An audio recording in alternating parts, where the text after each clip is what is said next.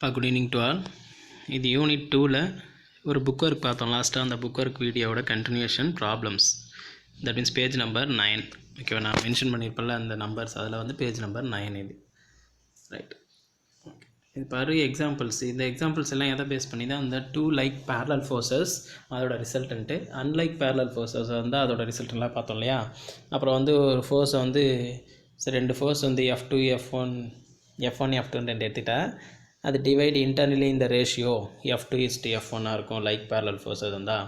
Unlike parallel forces வந்தால் F1:F2 அப்படின்னு சொல்லி பார்த்துருக்கோம். ரைட் தானே? அந்த கான்செப்டை யூஸ் பண்ணி இந்த ஃபஸ்ட் சம் கொடுத்துருக்காங்க. 2 like parallel forces of magnitudes P, Q act on a rigid body. Okay. If Q is changed to P square by Q with the line of action being the same, show that the line of action of the resultant will be the same as it would be if the forces were simply interchanged. ஓகேவா, P, Q இருக்கிறதுல Qவை replace பண்ணி P square by Qன்னு எழுதிட்டு அதன் மூலிமா வர ரிசல்டன்ட்டும், that means அந்த ரேஷியோவும் divide பண்ண இந்த ரேஷியோவும் P Q இருக்கு இல்லையா, அதை வந்து Q இன்ட்டு Pன்னு இன்டர்சேஞ்ச் பண்ணதுக்கப்புறமும் வர அந்த டிவைட் பண்ணுற ரேஷியோவும் சேமாக இருக்குன்னு சொன்னால் போதும். ஓகேவா, ரைட். இதில் என்ன பண்ணலாம், let P, Q be the forces acting on a rigid body நீங்கள் ஸ்டார்ட் பண்ணலாம். Let P, Q be the forces அல்லது 2 like parallel forces acting on a rigid bodyன்னு ஸ்டார்ட் பண்ணலாம். ஏன்னா இந்த புக்கில் பார்த்தீங்கன்னா இஃப் அந்த மாதிரி தான் ஸ்டார்ட் பண்ணியிருப்பாங்க. ஆக்சுவலாக நம்ம சொல்யூஷன் அது மாதிரி ஸ்டார்ட் பண்ணக்கூடாது. ஓகேவா, சொல்யூஷன் போட்டு லெட்டுன்னு ஸ்டார்ட் பண்ணணும். அதுக்கு அடுத்த லைனில் if the forces P and P square by Q act at A, B. இப்போ என்ன பண்ணிட்டாங்க, அந்த Q வந்து அவங்க சொன்ன மாதிரி கொஷினில் சொன்ன மாதிரி P square by Qவாக இன்டர்சேஞ்ச் பண்ணிட்டாங்க. Then their resultants divides AB internally in the ratio P square by Q is to P. அதாவது அந்த புக் ஒர்க்கில் பார்க்கும்போது F1 F2 ரெண்டு கொடுத்துருக்கோம். டிவைட் இன்டர்னலி இந்த ரேஷியோன்னு போட்டு F2:F1 எழுதும். ஸோ அதை பேஸ் பண்ணி இப்போ இங்கே என்ன பண்ணியிருக்கோன்னா P square by Q is to P அப்படின்னு எழுதியிருக்கோம். ஓகேவா, செகண்ட் ஃபோர்ஸை ஃபஸ்ட்டாகவும் இஸ்ட்டு ஃபஸ்ட்டு ஃபோர்ஸை செகண்டாகவும் எழுதியிருக்கோம். அடுத்த ஸ்டெப்பில் இம்ப்ளைஸ் போட்டு எழுதிக்கோ. ஆர்னு போட வேணால் இம்ப்ளைஸ் போட்டு அந்த பிபி கேன்சல் பண்ணிட்டிங்கன்னா P/Q = 1 இருக்கும். அதை கிராஸ் மல்டிப்ளை பண்ணால் P:Qன்னு இருக்கும். ஓகே தானே? இது அப்படியே கான்டினியூஸ் ஈக்குவேஷன் நம்பர் 1 வச்சுக்கோ. அடுத்தது அவங்க என்ன சொல்லியிருந்தாங்க, PQன்றதை வந்து அப்படியே இன்டர்சேஞ்ச் பண்ண சொல்லியிருந்தாங்க Q இன்ட்டு P இல்லையா, Q, P. அப்போ second case the ratio is the same as P:Q. அதாவது நீ இன்டர்சேஞ்ச் பண்ணால் அது என்ன ஆகும்னா Q, P ஆகும். அப்போது இப்போ செகண்ட் ஃபோர்ஸ் என்னவாகிடுச்சு, P ஆகிடுச்சு. ஃபஸ்ட்டு ஃபோர்ஸு Qவாகவே இருக்குது. நம்மளுக்கு அந்த புக் ஒரு படி என்ன வரும், F2:F1 இருக்கும். அப்போ இங்கே F2 இருந்தது எது, இப்போது P:Q. Further all the involved forces and the resultants are parallel to one another. அதுவும் P:Q, இதுவும் P:'ன்றதுனால conclusion further all the involved forces and the resultants are parallel to each other. இங்கே இது P:Qன்னு வந்திருக்கு, இதுவும் P:Q இருக்குது. ஓகே, அதான் அவங்க ப்ரூஃப் பண்ண சொன்னது. ரைட் தானே? சரி, right. Second problem.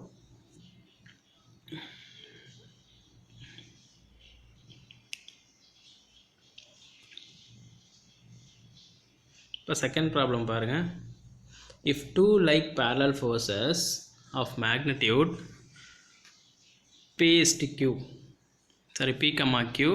when P greater than Q acting on a rigid body at A, B are interchanged in position, show that the line of action of the resultant is displaced through a distance AB into P minus Q divided by P plus Q இருக்கு.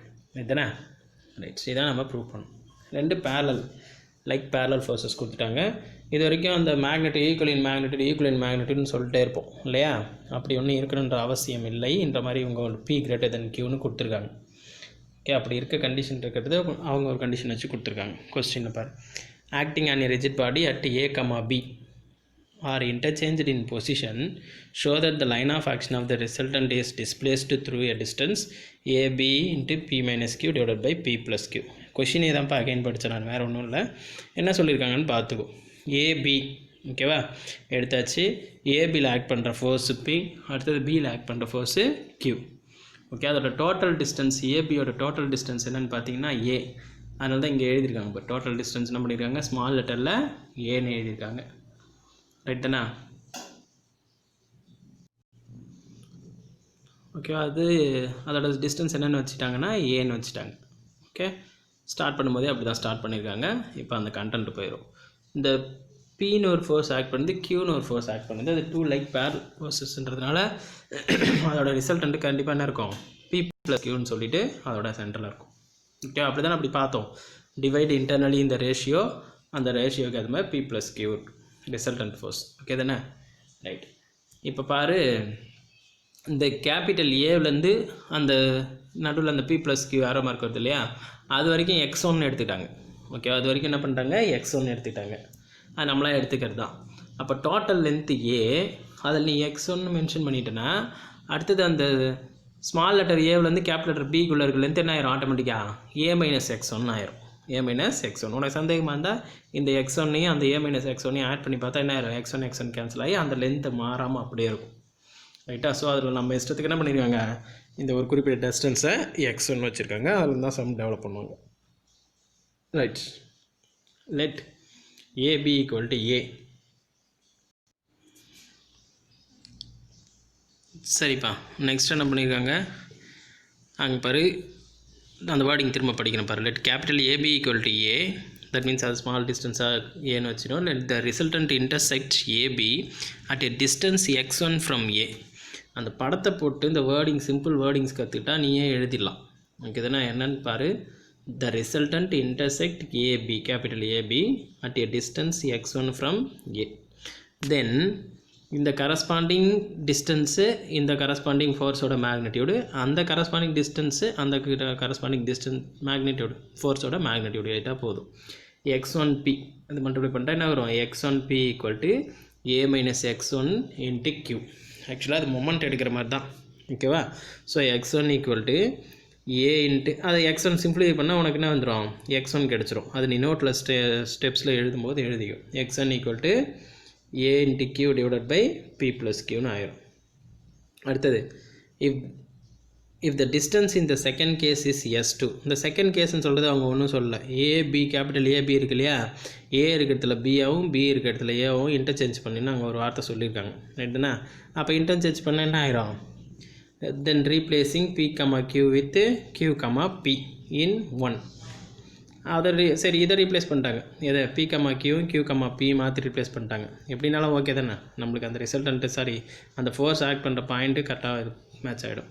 So அதை வச்சு என்ன பண்ணுவாங்க, அந்த சைடில் ஒரு x2ன்னு ஒரு distance எடுப்பாங்க. ஓகே, அந்த சைடில் ஒரு x2ன்னு ஒரு டிஸ்டன்ஸ் எடுப்பாங்க. அப்போ மேலே இருக்கிறது எல்லாமே சிம்பிளிஃபை பண்ணி வர மாதிரி தான். x2 into q a minus x2 into பின்னு போட்டு சிம்பிளிஃபை பண்ணி வேல்யூ வரும். அதை இவங்க ஸ்ட்ரெயிட்டாக x2 equal to a into, அதாவது மேலே ஈக்குவேஷன் நம்பர் 1ல் என்ன பண்ணிட்டாங்க, pqவை qpயை ரீப்ளேஸ் பண்ணிட்டாங்க. ஓகேவா? அதே x2 வச்சாச்சு. அடுத்தது x2 minus x1 equal to a into p minus q divided by p plus q. அவங்க என்ன கொடுத்துருவாங்க பாரு, கொஷினில் பாரு, show that the line of action of the resultant is displaced through a distance. First இந்த அந்த x1 டிஸ்டன்ஸு இன்டர்சேஞ்ச் பண்ணதுக்கப்புறம் x2 distance, x2 minus x1 போட்டுனா அந்த டிஸ்டன்ஸ் டோட்டல் டிஸ்டன்ஸ் வந்துடும் இல்லையா, அதான் அவங்க அங்கே சொல்லியிருக்காங்க. அதுதானே? So a into p minus q divided by p plus க்யூன்னு இருக்குது. ஸ்மால் ஏவுக்கு பதிலாக தான் நம்ம ஆல்ரெடி கேபிட்டல் ஏபின்னு லென்த்தை வச்சுருக்குமே. ஸோ அந்த ஸ்மால் ஏவை ரீப்ளேஸ் பண்ணி இங்கே என்ன பண்ணிடணும், x2 minus x1 equal to capital AB into p minus q divided by p plus q. சரிப்பா, நெக்ஸ்ட்டு சம் பாருங்கள். ஆக்சுவலாக அவங்க என்ன பண்ணியிருக்காங்கன்னா ஒரு ஸ்டெப் பை ஸ்டெப்பாக சம் டெவலப் பண்ணிட்டே போகிறாங்க. ஓகேவா? ஃபஸ்ட்டு வந்து அந்த இன்டர்னலி எக்ஸ்டர்னலி இந்த ரேஷியோ எப்படி யூஸ் பண்ணுறதுன்னு சொல்லியிருந்தாங்க ஃபஸ்ட்டு சம்மில். செகண்ட் சம்மில் வந்து அந்த டிஸ்டன்ஸ் கொடுத்துருந்தா அந்த டிஸ்டன்ஸ் எப்படி கால்குலேட் பண்ணுறதுன்னு சொல்லியிருந்தாங்க. இப்போ டிஸ்டன்ஸ் கூட சம் ரியாக்ஷன்ஸ், ஓகேவா, ஒரு பார்ட்டிகல் மேலே இன்னொரு பார்ட்டிகல் ஆட் பண்ண வர ரியாக்ஷன்ஸ் எப்படி கண்டுபிடிக்கிறதுன்னு கொடுத்துருக்காங்க. நெக்ஸ்ட் இதுக்கு பாரு, a rod, okay, AB of length a plus b and weight w, okay, has its center of gravity at a distance a, a small letter a, at a distance a from capital A. ஏபின்னு ஒரு லென்த்தில் ஒரு rod எடுத்து சொல்லிட்டாங்க, capital AB. அதோட length என்னென்னு பார்த்தோன்னா a + b. ஓகேவா? அதோட சென்டரில் என்ன பண்ண சொல்லிட்டாங்க, டபிள்யூன்னு சொல்லிட்டு ஒரு வெயிட்டை சஸ்பெண்ட் பண்ண சொல்லிட்டாங்க. அதோட சென்டரில் அதில் இருக்குது பார், டபிள்யூன்னு ஒரு வெயிட் என்ன பண்ணிட்டாங்க, சஸ்பெண்ட் பண்ண சொல்லிட்டாங்க. எவ்வளோ டிஸ்டன்ஸில் இருந்துன்னு பார்த்தோன்னா, கேபிட்டல் ஏவிலேருந்து டபிள்யூக்கு உண்டான டிஸ்டன்ஸு ஸ்மால் லெட்டர் ஏ. அப்போ ரிமைனிங் என்னவாக இருக்கும், அது கண்டிப்பாக ஸ்மால் லெட்டர் பியாக தான் இருக்கும். டபிள்யூலேருந்து கேபிட்டல் லெட்டர் பிக்கு ஸ்மால் லெட்டர் பி, ஏன்னா அது ஆல்ரெடி ஏ ப்ளஸ் பி அதோட டிஸ்டன்ஸு. இல்லை ஏ மட்டும் சொல்லிட்டாங்கன்னா மீதி ரிமைனிங் வந்து பியாக தான் இருக்கும், ஏன்னா அது சென்டர் ஆஃப் கிராவிட்டி சென்டராக எடுத்திருக்காங்க. Rights. It rests on a 2 parallel knife edges C and D at a distance C, at a distance a small letter C apart in the same horizontal plane, so that the equal positions of the rod projected beyond each knife edge. Prove that the reactions of the knife edges on the rods are respectively கொடுத்துட்டாங்க b minus a plus c divided by 2c into w, a minus b plus c divided by 2c into w. Right தானே? இப்போ நம்ம இதில் என்ன proof பண்ணோம்னா, இந்த reactions proof பண்ணணும், R1 R2 proof பண்ணணும். சரி, இப்போ அந்த டயக்ராம் பாரு. அவங்க சொன்ன மாதிரி என்ன பண்ணியாச்சு, கேபிட்டல் ஏபி ஒரு லென்த் உள்ள ஒரு ராட் எடுத்தாச்சு, அதில் டபிள்யூ அப்படின்ற ஒரு வெயிட்டு தொங்க விட்டாச்சு, அது சென்டர் ஆஃப் கிராவிட்டி ஜியில் நடுவில் இருக்குது. அதுக்கப்புறம் என்ன சொல்கிறாங்கன்னா, அந்த கேபிட்டல் ஏபின்ற ராடு எது மேலே வைக்கிறாங்கன்னா, சிடின்ற ஒரு நைஃப் எட்ஜு, அதாவது ஒரு கத்தி முனையில் வைக்கிற மாதிரி சொல்கிறாங்க. இந்த ஃபிசிக்ஸில் சிலதெல்லாம் நீ பார்த்தோன்னா சோனாமெட்ரில் அந்த இது மாதிரி இழுத்து விடாங்க இப்போ ஸ்ட்ரிங்கு மாதிரி, அதில் 2 கூறாக வச்சுருப்பாங்க. அந்த மாதிரி பொருளை தான் இவங்க சொல்கிறாங்க நைஃப் எட்ஜுன்னு சொல்லிட்டு. அது மேலே அந்த ராடை வச்சாச்சு, அதில் வெயிட்டை கட்டி தொங்க விட்டாச்சு. ஓகேவா? இப்போ அந்த ராடு என்ன பண்ணுதுன்னா, அந்த நைஃப் எட்ஜு மேலே சி மேலே டச் ஆகிருக்கு, நெக்ஸ்ட் டி மேலே டச் ஆகிருக்கு, நடுவில் அது ரெண்டுத்துக்கு நடுவில் என்ன இருக்குது, அந்த டபிள்யூன்ற வெயிட்டு சஸ்பெண்ட் ஆகிட்டு இருக்கு. ரைட் தானே? ரைட்ஸ். அந்த ராடு அந்த எட்ஜு மேலே எட்ஜோட ஒரு பார்ட்டு சி மேலே படுறதால ஒரு பொருள் இன்னொரு மேலே பொருள் பட்டால் ரியாக்ஷன் ஏற்படும் சொல்லியிருக்கேன். அந்த ரியாக்ஷன் தான் R1. ஓகேவா? அடுத்தது இந்த நைஃப் எட்ஜு டி கூட, அந்த ராடு வந்து டி கூட இருக்கிறது வந்து அதோட இது வந்து R2. ஓகே, இது எல்லாமே ஒரு ஃபிக்ஸட் லென்த்து. அதனால் என்ன பண்ணுறோம், ஏவிலேருந்து சிக்கு உண்டான லென்த்து ஒரு எக்ஸ்ன்னும் டிலேருந்து பிக்கு உண்டான லென்த்து ஒரு எக்ஸ்ன்னு எடுத்தாச்சு. ஆல்ரெடி நம்ம என்ன சொல்லியிருக்கோம், ஏவிலேருந்து டபிள்யூக்குள்ளே கேபிட்டல் ஏவிலேருந்து டபிள்யூக்குள்ளே வந்து ஸ்மால் லெட்டர் ஏ இருக்குதுன்னு சொல்லிட்டோம். அப்போ இப்போ இந்த குட்டி லென்த்து இந்த எட்ஜுக்கு நைஃபோட எட்ஜுக்கு எக்ஸ்ன்னு வச்சுருக்கோன்னா, அப்போ சிலேருந்து டபிள்யூ இருக்கிறது ஆட்டோமேட்டிக்காக என்னவாக இருக்கும், ஏ மைனஸ் எக்ஸாக இருக்கும். ஏ மைனஸ் எக்ஸ், அதாவது டோட்டல் லென்த்து ஏ, அதில் கொஞ்சம் மட்டும் நீ கட் பண்ணி எக்ஸ்ன்னு மென்ஷன் பண்ணி வச்சுன்னா மீதி இருக்க அந்த சிலேருந்து டபிள்யூக்குள்ளே இருக்கிறது ஏ மைனஸ் எக்ஸாக இருக்கும்.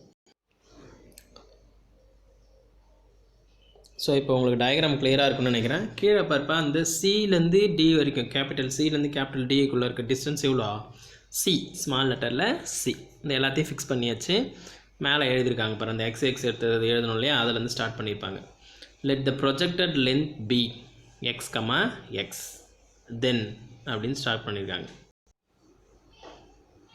Let the projected length be X, then அதுலேருந்து பாரு ஏ ப்ளஸ் பி, அந்த டோட்டல் லென்த் வந்து ஏ ப்ளஸ் பி, அது அவங்களே கொடுத்துருந்தாங்க, நம்மளுக்கு தெரியும் ஏவிலேருந்து பிக்குள்ளே.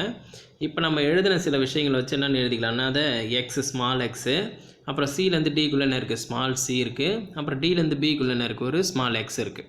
அப்போ ஏ ப்ளஸ் பி ஈக்குவல் நம்ம என்ன எழுதிக்கலாம், எக்ஸ் ப்ளஸ் சி ப்ளஸ் எக்ஸ்ன்னு எழுதிக்கலாம். அதுலேருந்து நீ கொஞ்சம் ஆல்ட்ரேட் பண்ணி எக்ஸு கண்டுபிடிச்சின்னா எக்ஸ் ஈக்குவல் டு 1/2 ஆஃப் ப்ராக்கெட்டுக்குள்ளே A plus B minus C, அந்த லென்த்து எது ஏவிலேருந்து கேபிட்டல் சிக்கும் டிலேருந்து கேபிட்டல் பிக்கும் உண்டான லென்த்து என்னது, 1/2 A plus B into B minus C. சரி, இப்போ R1 R2 அது தனியாக இருக்குது. R1 R2 தான் நம்ம கண்டுபிடிக்கணும். ஓகேவா? நான் ஆல்ரெடி ஒரு விஷயம் வந்துட்டு சொல்லியிருந்தேன், ஏதோ ஒரு ஆரோ மார்க் போடுறோம்னா அந்த ஆரோ மார்க் வந்து கிளாக் வைஸாக இருந்தால் நெகட்டிவ், ஆன்டி கிளாக் வைஸாக இருந்தால் பாசிட்டிவ். ஓகேவா? கிளாக் வைஸாக இருந்தால் நெகட்டிவு, ஆன்டி கிளாக் வைஸாக இருந்தால் பாசிட்டிவ். கடிகார திசைக்கு அதே திசையில் இருந்தால் நெகட்டிவ், ஆப்போசிட் திசையில் இருந்தால் positive. So the following forces acting on the rod, என்னென்ன ஃபோர்ஸ் இப்போ அதில் ஆக்ட் பண்ணுறத பார்த்துக்கும். ஓகேவா? அந்த reaction R1 at C vertically upwards, அடுத்தது reaction 2 at D vertically upwards, அடுத்தது வெயிட் W, அதில் நடுவில் ஒன்று தொங்க விட்ருக்கோம், weight W at G vertically downwards. Okay, அப்போ 3 ஃபோர்ஸ் ஆக்ட் பண்ணிருக்கு. அந்த ராட் என்ன பண்ணிருக்கு, since the rod is in equilibrium, நம்ம ஆல்ரெடி பார்த்துருக்கோம் இல்லையா, since the rod is in equilibrium. The sum of the moments of the about any point is 0. The sum of the moments of the forces about any point is 0. ஈக்லிபிரியமாக இருந்தாவே இந்த condition true. Okay, ஈக்லிபிரியமாக இருந்தாவே already sum of the forces வந்து 0. Moment start பண்ணதுக்கப்புறம் sum of the moments of the forces about any point is 0. அந்த கான்செப்டை மைண்டில் வச்சுட்டு என்ன பண்ண வராங்க, taking the moment of these forces about C. இப்போ மொமெண்ட் எடுக்கிற கண்டுபிடிக்கிற ஈக்குவல்ட்டுக்கு என்ன பண்ணிக்கலாம், சின்னு 0ன்னு வச்சுக்கலாம். ஏன்னா அது ஈக்லிபிரியமாக இருக்கிற கண்டிஷனால். சரி, இப்போ அடுத்தது 2 ஈக்குவேஷன் இருக்குப்பா. அந்த ஈக்குவேஷன் வந்து டயக்ராம் அதிலேருந்து தான் பார்த்தாகணும். அதனால தான் அப்படியே வச்சுருக்கேன், கீழே பார்த்துக்கோ. ஃபஸ்ட்டு பாரு என்ன இருக்கு, மைனஸ் ஆஃப். இப்போ வந்து என்ன பண்ண போகிறோம், மொமெண்ட் எடுக்க போகிறோம். எதை பொறுத்து, அபவுட் சியை பொறுத்து. மொமெண்ட் அபவுட் அந்த கேபிட்டல் சியை பொறுத்து. ஓகேவா தானே. அப்போ மொமெண்ட் எடுக்கிறது என்ன பண்ணுவோம், அந்த கரஸ்பாண்டிங் டிஸ்டன்ஸு அதுக்குண்டான ஃபோர்ஸு. கரஸ்பாண்டிங் டிஸ்டன்ஸ் அதுக்குண்டான ஃபோர்ஸ். திரும்ப அதுக்கு அந்த கரஸ்பாண்டிங் டிஸ்டன்ஸ் அதுக்குண்டான ஃபோர்ஸு. அதாவது அது இப்படி ரொட்டேட் பண்ணும்போது ஒன்று, அதுக்கு ஆப்போசிட்டாக ரொட்டேட் பண்ணும்போது ஒன்று. ரைட். ஸோ இதோட டிஸ்டன்ஸ் பாரு. இதில் வந்து டபிள்யூ ஃபஸ்ட்டு என்ன பண்ணுறாங்க, சியில் கை வச்சுட்டு அந்த டிஸ்டன்ஸ் பார்த்தோன்னா ஃபஸ்ட்டு ஃபோர்ஸ் டபிள்யூ தான் இருக்குது. ஓகேவா. அதோட லென்த்து பார்த்தோன்னா ஏ மைனஸ் எக்ஸ்ன்னு இருக்குது. டபிள்யூ பார்த்தோன்னா எப்படி இருக்குன்னு வச்சுன்னா கிளாக் வைஸில் இருக்குது. அப்போ அதுக்கு நெகட்டிவ் போட்டுக்கலாங்க. அதனால தான் minus of A minus X into W எழுதியிருக்காங்க. ஃபஸ்ட்டு புரியுதா, first moment of C about the point G சொல்லப்போனால். ஓகேவா, ஜி அல்லது டபிள்யூ. ரைட்ஸ். அப்போ டபிள்யூன்றது வந்து ஆன்டி கிளாக் வைஸாக இருக்குது. ஸோ அதோட இதுக்கு என்ன பண்ணிக்கிறோம், நெகட்டிவ் போட்டுருவோம். Minus of A minus X into W plus அடுத்தது பாரு, moment of the force about D, point D. ஓகேவா. அதோட டிஸ்டன்ஸ், டோட்டல் டிஸ்டன்ஸ் சிலேருந்து டிக்குள்ளே என்னது, ஸ்மால் லெட்டர் சி. அதில் ஆக்ட் பண்ணுற ஃபோர்ஸு R2 மட்டும்தான். ஓகே, R2 மட்டும்தான். R2 வந்து என்ன இருக்கு, ஆன்டி கிளாக் வைஸ் டைரெக்ஷனாக இருக்குது. ஸோ அது பாசிட்டிவ். ஏன் நான் இவ்வளோ சொல்லிட்டு இருக்கேன்னா, இந்த ஃபஸ்ட்டு ஈக்குவேஷன் வரது உனக்கு தெரிஞ்சிச்சுன்னா போதும். ஓகேவா. ஏன்னா taking the moments of these forces about சின்னு இருக்குது. அதுக்கப்புறம் ஒரு ஈக்குவேஷன் இருக்கு பாரு, அதுக்காக தான் இவ்வளோ நேரம் சொல்லிட்டு இருந்தேன். Minus of A minus X into W plus C into R2 equal to 0. இதில் வந்து நீ ஆட்டோமேட்டிக்காக என்ன பண்ணிக்கலாம், R2 கண்டுபிடிச்சிக்கலாம். R2 equal to A minus X divided by C into W.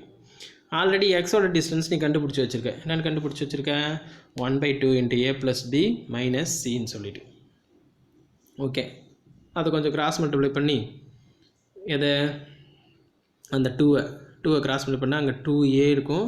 Minus of A plus B minus C divided by 2ன்னு இருக்கும். Okay, அதுதான் அவங்க ஏ கேன்சல் பண்ணிட்டு A minus B plus C into W divided by 2cன்னு கொடுத்துருக்காங்க. ஓகேவா. அடுத்தது அவங்க R1க்கு தனியாக எதுவுமே ப்ரூஃப் பண்ணலப்பா. R1க்கு வேணுன்னா நம்ம வேணால் பார்த்துக்கலாம். ஆனால் அவங்க என்ன பண்ணிட்டாங்க, similarly taking the moments about D வச்சா நம்மளுக்கு என்ன கிடச்சிருமா, அந்த இன்னொன்னோட ரியாக்ஷன் கொஷினில் இருக்கிறது கிடச்சிரும். என்னன்னு சொல்லிட்டு R1 equal to A minus B A minus B plus C. இப்போ நம்ம R2 கண்டுபிடிச்சோம், R1 வந்து கண்டுபிடிச்சா B minus A plus C divided by 2cன்னு கிடைக்குன்னு சொல்லி இன்ட்டு டபிள்யூன்னு கிடைக்குன்னு சொல்லிட்டாங்க. சிமிலர்லின்னு போட்டுருந்தா நீ தாராளமாக புக்கில் போட்டுருந்தா நீ சிமிலர்லின்னு எழுதிக்கலாம், ஒன்றும் கண்டுபிடிக்க வேண்டிய அவசியம் இல்லை. ஓகேவா. நீ உனக்கு வேலை தெரிஞ்சுக்கணும், மொமெண்ட் அபவுட் டி எப்படி எடுக்கிறாங்கன்றதை தெரிஞ்சுக்கணும்னு பார்த்தா அந்த டிஸ்டன்ஸ்லாம் எழுதி ஒரு வாட்டி சம்மை சால்வ் பண்ணி பாரு. சரிப்பா, இது ஒரு 10-18 நிமிஷம் ஆயிடுச்சு. நான் நெக்ஸ்ட் வீடியோவில் வந்து மீதி இருக்க ப்ராப்ளம்ஸு முடிச்சிடறேன்ப்பா.